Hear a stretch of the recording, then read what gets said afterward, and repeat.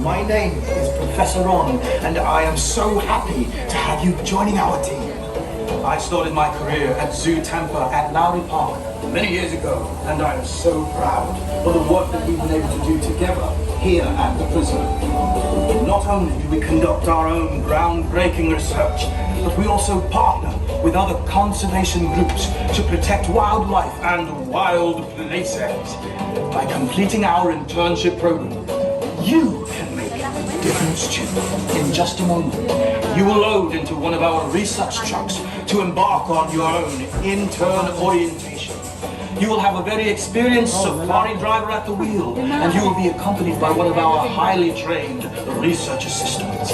They will use this expedition as your introduction to the animals under our care here and get you prepared to assist with all of the amazing conservation and education projects that we are engaged in here at the Habari Prison. When your research assistant tells you, please load the trucks in a calm and orderly fashion, one person at a time. Watch your head and your step as you climb the steps and slide all the way down to the end of your row so we can make room for all of the other interns joining us today. On the expedition, you may get very excited about all of the amazing things you see, but please make certain to remain seated and keep your hands, arms, legs, wings and tails in the truck at all times. Please take as many photos as you want on the expedition, but keep a tight hold on your camera and all other personal belongings, as the roads may get a bit bumpy. If you do lose anything out on the trail, please let my research assistants know at the end of the expedition, and we will send out a team to find and return to you your lost item. We also ask that you refrain from eating, drinking, or smoking while out on the preserve for the health and safety of our animals. Now, are you ready to go explore, study, and connect with nature? Who's ready? Whoa! Did you hear that? I need to get started on today's observations right away. Tell your research assistant... Wait, Professor! Professor, you're supposed to be on this truck with these guys! Oh, no. If you guys want to start coming towards me, please watch your step on this big yellow curb and use both like of those. 20 minutes, so if you didn't pack clothes, you're good. Now out here on the preserve, we work with Professor Ron to learn how animals communicate. They can do so in a wide variety of ways. By vocalizing like I am to you, using their sense of smell, which I hope you guys don't do, because it'd be weird if you went around sniffing people. They can also communicate in a few other ways. If you guys see the golden monkeys here on the passenger side, these are potus monkeys. Now, despite being primates, these guys are actually relatively silent. Instead, they communicate with facial expressions and body gestures so that they're not easily detected by predators. They are also incredibly fast, and they can reach speeds of around 30 to 35 miles an hour in as little as 3 seconds. It's pretty impressive if you ask me. I can't run that fast. And now we have finally made it to the amazing and wonderful Habari Preserve! Wait, hold on. Do you guys hear that? Anna, we don't do that to anymore. Cut the music, Anna. Make it stop. Cut the music! Make it stop! Sorry about that, guys. We don't do that tour anymore after what happened to the last interns. We'll find them, I promise. But anyway, let's continue on this orientation and keep your eyes open to see what animals we can find. If you look right up on the rooftop, we have a Marabou Stork. And just to the driver's side by the tree there, another colorful bird with a fancy headdress. That is an East African crowned crane. Now, these are both birds, but they communicate in very different ways. The crowned crane that we saw back by the tree has a vocal call that can be heard up to 3 miles away. They also communicate by dancing. Who here likes to dance? Nathan. Nobody? Am I the only one? Come on, guys. Well, these birds love to dance, and they'll bob their heads up and down and throw sticks in the air to communicate one of 2 things. Either, hey, this is my space, back off. Or, hey, I think you're cute. The other bird that we saw up on the rooftop, that Marabou Stork, there's a few more here on the driver's side. Those ones actually lack a voice box. Instead, they communicate by chattering their beak and inflating a sac of skin on their neck known as a gular sac, which will make a croaking sound that sounds similar to a frog. As we come around the corner here, keep your eyes on the trees and bushes. We have some antelope species that love to play hide and seek with us out here on the preserve. Ah, di They're laki. really Ayun, good at ayun. it. Ano yun? Ang laki. We have two kinds of Ayun, ayun, antelope no? species out here. Some Ayun. smaller ones that are Kahoy lang yata. which are probably Kahoy lang yata. delicious because Kahoy lang, no? Tiger is Tatarap. actually an Ayun, ayun. May African maliit. bird Ayun, no? named Tiger, 'cause they Ayun, dive ayun. in the bushes to Ay. avoid being seen by predators. Ayun, meron nga. And then we have a larger one that is a little bit easier to spot. It's brown with white stripes down its side. If you see it, let me know. There's one right here. Good eye, intern. If you guys look right under that shade structure, that is an East African bongo. Now, despite its name, it does not Maganda communicate pala by din. sitting in a circle and playing the bongos. I know, it makes me sad too. But they're actually members of the bovine family and communicate making low mooing sounds to one another. You guys look in the aviary here on the passenger side. It's hiding from us a little bit, but if you look by that back side, there's a tall bird in there that's bluish gray in color with a large beak. That's a Shoebill Stork. It gets its name from its large beak shaped like an old clog shoe. And just like the marabous, it chatters that beak to communicate. But it can be so loud that it often sounds like a helicopter rudder. And although it is called a stork, it's actually more closely related to the pelican. Now, as we come through this gate, I'm going to remind everyone to keep those heads, arms, legs, wings, tails inside the vehicle and remain seated. In just a minute, we're going to approach one of Professor Ron's base camps known as Base Camp Kulinda. This is an area on the preserve where the professor loves to do studies on all of our amazing animals. But before we get there, if you look around the driver's corner, you might spot some Heflinger ponies out in the back paddock. They do communicate like most horses, yes, by neighing, but they also communicate in another way. They'll flick their ears in different directions to send silent signals to one another, almost like a horse sign language.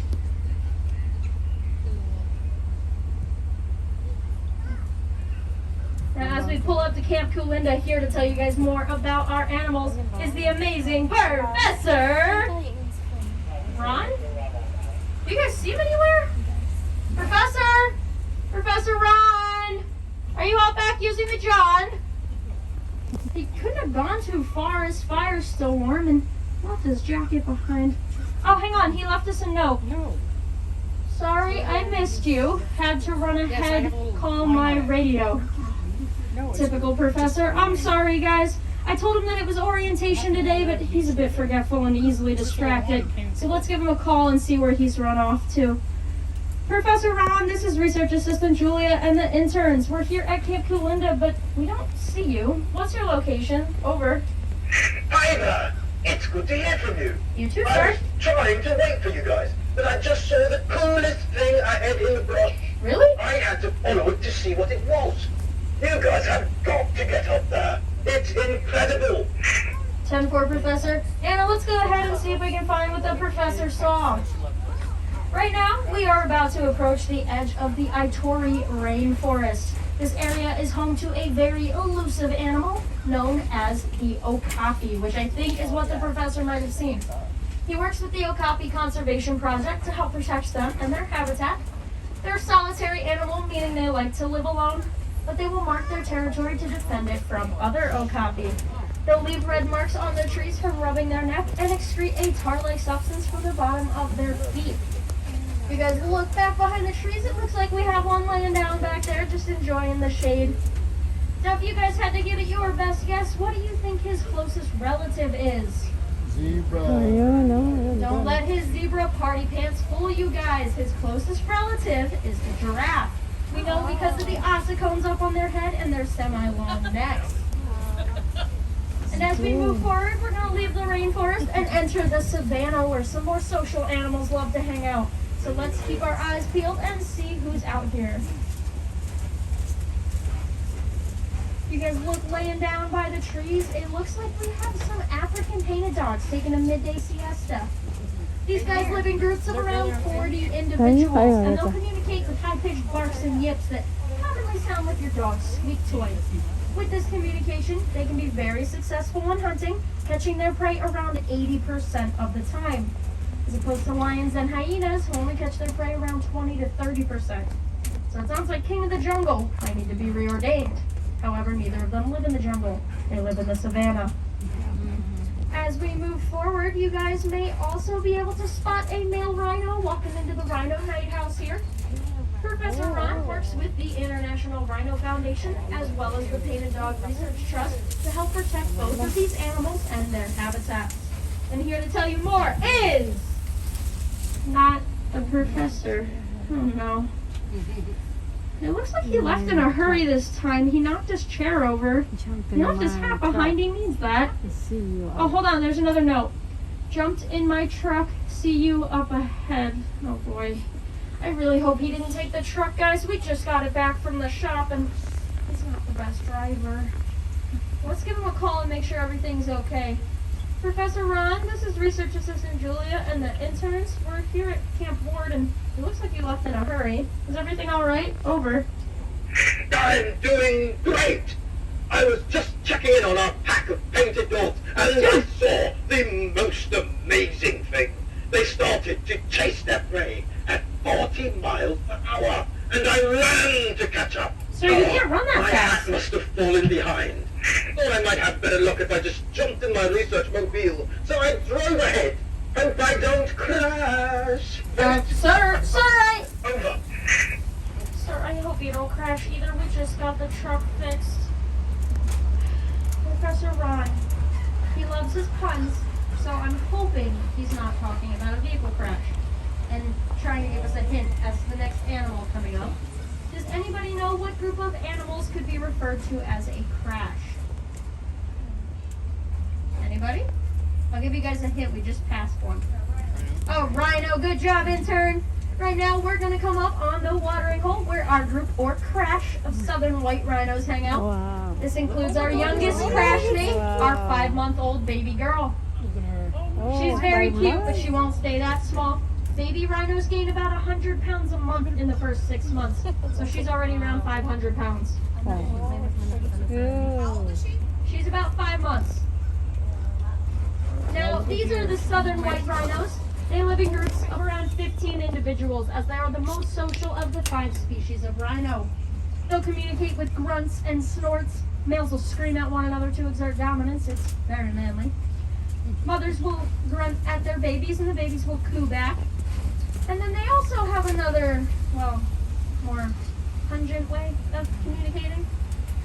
Rhinos use a community-style bathroom known as a midden, not to be mistaken as a mitten, which is equally as soft and warm, but you don't want to put your hands in these ones. The rhinos will come by, leave a deposit, turn around, take a big whiff, and with that can tell if other rhinos are male, female, healthy, pregnant, single, and are ready to mingle. Now, I want to start a first date, but I don't judge. Now, I don't know about you guys, but I don't want to go around smelling their poop to tell them apart. So I'm going to do so by looking at their horns. Their horns are made of keratin, like our hair and fingernails, and they can shape them however they would like. They're not too handy with a nail file, so they'll use things in their environment, like rocks and trees. Sometimes they get creative and use more man-made structures, like a fence post. Or a research truck? Oh no. You guys see that, right? You guys know what that is? That's the professor's truck, yeah, and the crash I was really hoping he wasn't talking about. And I don't see the professor either, so I'm going to give him a call and make sure he's okay. Professor Ron, this is Research Assistant Julia and the interns. We found your truck on the side of the road. Are you okay, sir? Over. I'm okay. The rhinos decided to use my research mobile to file their horn. I thought we told the baby not to do that anymore. Punctured my tire. I have two of them, sir. On foot. I must have left my binoculars behind by accident. And your boots. No. But I definitely did not need them to see the animal up ahead. It's huge. I'm almost back to the loading dock, so I should see you guys there soon. Over. And poor professor. I don't know why he's so concerned about his binoculars. He left his boots on the roof. There's rhino communication everywhere. Interns, you guys look on the passenger side. You guys will see the largest living land mammal alive today. This is the African bush elephant. They live in groups known as matriarchal herds, so for the ladies on board, that means you're in charge. These groups comprise of the eldest female, her daughters, to form social bonds, and and communicate with a low-frequency sound that travels through the ground that we can't hear, but they can pick up on through the pads of their feet from over 30 miles away. Now, in the back of the night house here, these are a few of our females. The one you saw out there was our adult male. Now, we have also learned that elephants are actually really smart. They're one of the few animals we know of that can recognize themselves in a mirror. Other animals we know that can do this include bottlenose dolphins, gorillas, and us. Unless it's Monday, and then it won't. Now, Professor Ron does a lot of work, aka the poop dumpster. Get a nice whiff, because as of tomorrow, that duty is yours. Coming up on the passenger side is the Teeth and Cotton Animal Care Annex, where new animals come to get comfortable before they go on the preserve. Coming up on the driver's side is our Giraffe Nighthouse. Now, as our very own female giraffe over there, looks like she's trying to get some of her snaggle in here, which is just growing into his horns in darker color. Now, these guys communicate in a similar way to white-tailed deer. They'll flash their tail to reveal a white underside when they sense danger, signaling to others to flee the area. You can see that adult male right there by the feeder. You guys may have seen the white stripes down their sides that look similar to that the Bongo had that we saw earlier. These white stripes are an adaptive thing to help them hide through the brush when they are running to not be as easily detected by their predators. And coming up ahead, it looks like we have a vulture pool party getting kicked off here. And just behind them, some Aldabra tortoises. These are the second largest species of tortoise, and we don't know a lot about how they communicate with each other, but we know they communicate with smaller birds like turtle, no? They'll stretch out their limbs, signaling to the birds to come pick off bugs and dead skin from the folds of their necks and legs. And these vultures, those guys are known as the cleanup crew of the savannah because they feed on remains of other animals. Doesn't sound super Galapagos tortoise? I don't know why they're here in Africa, 'cause they're normally found off the coast of South America, but I guess the professor's working on a new research